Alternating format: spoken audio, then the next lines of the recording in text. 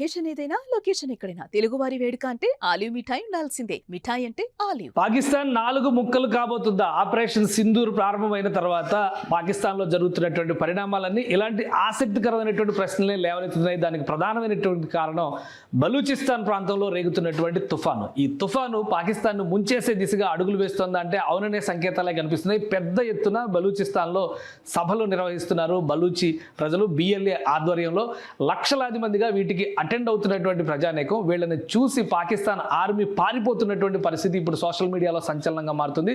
దీంతో పాటు పాకిస్తాన్ 4 ముక్కలు అవుతోందనేటువంటి ప్రకటన బలూచిస్తాన్కి సంబంధించినటువంటి అఫీషియల్ గ్రూప్స్లో వైరల్ అవుతున్నటువంటి అంశం పాకిస్తాన్ పెద్దలను కూడా కలవరపరుస్తుంది. ఒకసారి చూద్దాం. పాకిస్తాన్ ఆర్మీ మొత్తానికి చాలా కీలకమైనటువంటి నగరమైన క్వెట్టా కూడా వదిలేసి పారిపోవాల్సిన పరిస్థితి వచ్చింది. ఇప్పుడు బలూచిస్తాన్లో జరుగుతున్నటువంటి భారీ సభల ఫలితంగా ఆర్మీ జవాన్లు, పాకిస్తాన్ ఆర్మీకి సంబంధించినటువంటి సైనికులు మొత్తం ఊళ్ళకి ఊళ్ళు ఖాళీ చేసి వెళ్ళిపోతున్నటువంటి పరిస్థితి. ఈ దృశ్యాలన్నింటినీ కూడా బిఎల్ఏ సోషల్ మీడియాలో పెట్టింది.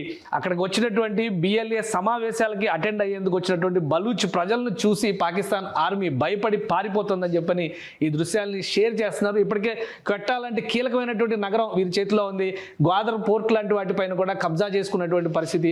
స్వతంత్ర బలూచిస్తాన్ ఆవిర్భవించింది అనేటువంటి ప్రకటనలు వరుసపెట్టి బలూచ్ నాయకులు చేస్తూనే ఉన్నారు. దీన్ని కౌంటర్ చేసేటువంటి స్థితిలో కూడా పాకిస్తాన్ నాయకత్వం ప్రస్తుతం లేదు.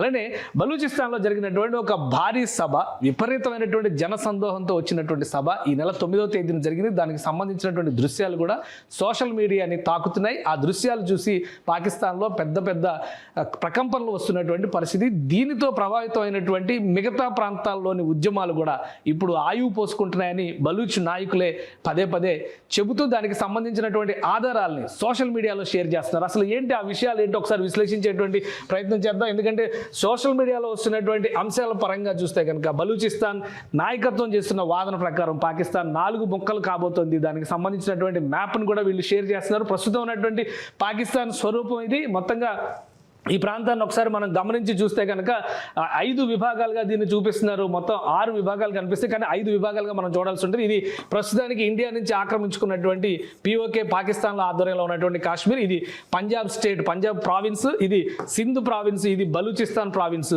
బలూచిస్తాన్ స్వతంత్ర రాజ్యం అయితే పరిణామాలు ఏ విధంగా ఉంటాయి ఇక్కడ చూస్తే ఫెడరల్లీ అడ్మినిస్ట్రేటెడ్ ట్రైబల్ ఏరియాస్, ఇది ఆఫ్ఘనిస్తాన్ సరిహద్దు ప్రాంతం. ఇక్కడ పాకిస్తాన్ ఆధిపత్యం కంటే కూడా స్థానిక గిరిజన తెగల నాయకత్వం ఇక్కడ ఎక్కువగా ఉండేటువంటి పరిస్థితి. ఇక ఈ ప్రాంతాన్ని ఖైవన్ ఫక్తూనిబా అని చెప్పారంటారు. ఇది కూడా ఫక్తూనిస్తాన్ పేరుతో ఒక ప్రత్యేక నినాదాన్ని అందుకున్నటువంటి పరిస్థితి. ప్రస్తుతం భారతదేశం చేసినటువంటి ఆపరేషన్ సింధూర్ సూపర్ సక్సెస్ అయినటువంటి నేపథ్యంలో పాకిస్తాన్ ఆర్మీ కుదేలైంది.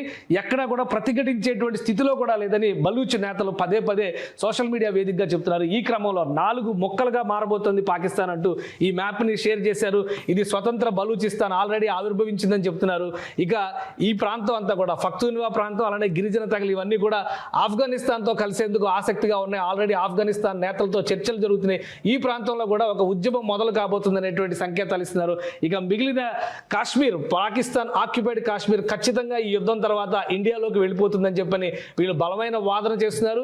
ఇక మిగిలేది ఇండిపెండెంట్ పంజాబ్, ఇండిపెండెంట్ సింధ్, ఈ రెండు ఒకటిగా ఉంటాయా లేదా? సింధు వర్సెస్ పంజాబ్ అనేది పాకిస్తాన్లో చాలా కాలంలో జరుగుతున్నటువంటి వివాదం. వాస్తవానికి సింధు మహానది ఎక్కడో హిమాలయాల్లో పుట్టినా కానీ ఫైనల్గా సముద్రంలో కలిసేది సింధు దగ్గరే. సింధు రాష్ట్రానికి జలాలపైన హక్కులు ఉన్నాయనేటువంటి వాదన. కానీ సింధు రాష్ట్రానికి అన్యాయం చేస్తూ పాకిస్తాన్కి సంబంధించినటువంటి పంజాబ్ నాయకత్వం, ఎందుకంటే పాకిస్తాన్ నాయకత్వం మొత్తం కూడా పంజాబ్ నుంచే ఎమర్జ్ అయింది. ఆర్మీ కానీ పొలిటికల్ లీడర్స్ కానీ పంజాబ్ ఆధిపత్యం కింద ఉండాల్సినటువంటి పరిస్థితి ఉంది. కాబట్టి సింధు జలాలని వీళ్ళు ఎక్కువగా వినియోగించుకోవడం వల్ల సింధు ఎడారిగా మారిపోతుంది అనేటువంటి వాదన ఉంది. ఇప్పుడు జరుగుతున్నటువంటి పరిణామాల తర్వాత స్వతంత్ర సింధు దేశం ఏర్పడినా కానీ ఎలాంటి ఆసక్తి లేదు, ఎలాంటి అనుమానం లేదనేటువంటి విశ్లేషణలు బలూచ్ నేతలు చేస్తున్నటువంటి పరిస్థితి ఉంది. సో ఇవన్నీ చూస్తే కనుక ఈ పరిణామాల తర్వాత పాకిస్తాన్ భవిష్యత్ ఏంటి? పదే పదే ఇతర మీడియాలో వస్తున్నటువంటివి కూడా ఖచ్చితంగా పాకిస్తాన్ ఈ విధంగా 4 ముక్కలు అవుతుంది.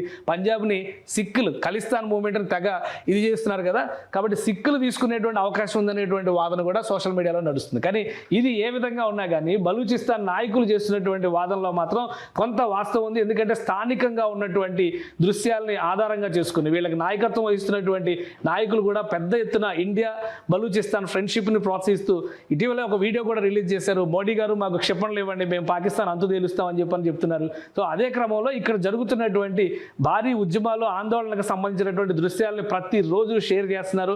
ఒకరు కాదు, ఇద్దరు కాదు, బలూచిస్తాన్కి సంబంధించినటువంటి నాయక గణం, ముఖ్యంగా మహిళా నేత చేస్తున్నటువంటి ఒక మహిళా నేత, బలూచ్ మహిళా నేత చేస్తున్నటువంటి ఉద్యమానికి మాత్రం విశేషమైనటువంటి సానుభూతి పరంపర మొదలవుతుంది బలూచిస్తాన్లో అనేటువంటి మాట చెప్తున్నారు. ఎక్కడ సభ పెట్టినా కానీ జనసందోహం పెద్ద ఎత్తున ఈ సభలకి తరలి వస్తున్నారు అని చెప్పని డాక్టర్ మహరాగ్ బలోచ్ ఆవిడ మొత్తం ఈ మూమెంట్ మొత్తాన్ని కూడా ముందుండి నడిపిస్తుంది.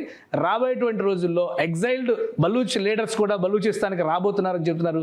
జూన్ 2వ తేదీ స్వతంత్ర బలూచిస్తాన్ ఆవిర్భావ దినోత్సవంగా జరుపుతాం అనేటువంటి ప్రకటనలు కూడా చేస్తున్నారు. వీటికి ఎక్కడా కూడా కనీసం కౌంటర్ ఇచ్చేటువంటి స్థితిలో కూడా పాకిస్తాన్ లేదంటే ఆశ్చర్యపోవాల్సినటువంటి అవసరం లేదు. ఇది ఎక్కడ చూసినా కానీ బలూచిస్తాన్ అంతటా కూడా ఇలాంటి భారీ ర్యాలీలు జరుగుతున్నాయి. ఓవరాల్గా పాకిస్తాన్లో ల్యాండ్ మాస్ ప్రకారంగా చూస్తే కనుక బలూచిస్తాన్ 44% ఉండేటువంటి భూభాగం, జనాభా పరంగా తక్కువ జనాభా ఉంది. కానీ లెక్కల ప్రకారం చూస్తే యావరేజ్గా 1.5 కోటి వరకు బలూచిస్తాన్ ప్రజలు ఉంటారనేటువంటి అంచనాలు ఉన్నాయి. సో ఈ ప్రాంతం ఒక స్వతంత్ర దేశంగా అయితే సమర్థించడానికి, ఆహ్వానించడానికి అటు ఆఫ్ఘనిస్తాన్ నుంచి, ఇరాన్ నుంచి కూడా మద్దతు ఉంది. భారతదేశం కూడా సహకరిస్తే స్వతంత్ర బలూచిస్తాన్ ఆవిర్భవిస్తుంది అనేటువంటి నినాదాన్ని వీళ్ళు పదే పదే చేస్తున్నారు. సో ప్రస్తుతం జరుగుతున్నటువంటి పరిణామాలు పాకిస్తాన్ని మరొక ముక్కగా మారుస్తాయని అందరూ అనుకుంటున్నారు. కానీ బలూచ్ ప్రజలు మాత్రం 4 ముక్కలు చేయబోతోంది అనేటువంటి వాదనని ప్రపంచం దృష్టికి తీసుకొచ్చారు. ఈ పరిణామాలు ఎంతవరకు దారితీస్తాయో వేచి చూడాలి. పాకిస్తాన్ ఇంకా అదే మంకుపట్టుతో భారతదేశంతో కనుక యుద్ధాన్ని కొనసాగిస్తే తీవ్ర స్థాయిలో నష్టపోయేటువంటి అవకాశం ఉంది. యుద్ధం తర్వాత పాకిస్తాన్ స్వరూపం కూడా మారిపోయేటువంటి సంకేతాలు చాలా స్పష్టంగా కనిపిస్తున్నాయి. సుమన్ టీవీలో మీ పర్సనల్ అండ్ బిజినెస్ ప్రమోషన్స్ కోసం కింది నెంబర్కి కాంటాక్ట్ చేయండి.